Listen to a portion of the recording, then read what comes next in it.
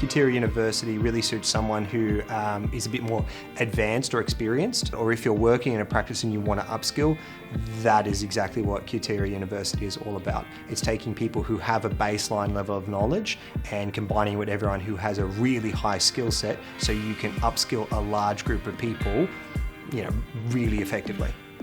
There are some things that get said on stage and there are some things that get said off stage, right? So everyone wants to give a really good presentation and some really key takeaways, but you're always going to have questions about, okay, well, what did you mean by this, or what did you mean by that? And a half an hour presentation is not enough, but every one of the presenters is floating around the room.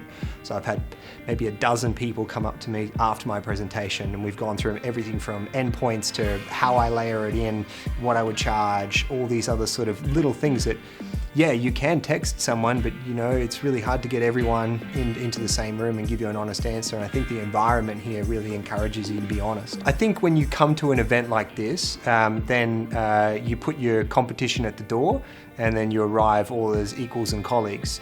When you leave, you can get back at it, but the reality is that if we really care about what we're doing, we care about outcomes. So we should care that the guy who's your competitor is giving a good outcome to the guy down the road. Now, it'd be nice if his business was my business, but I think it's important that there are a lot of operators out there that can do good work and represent the industry well.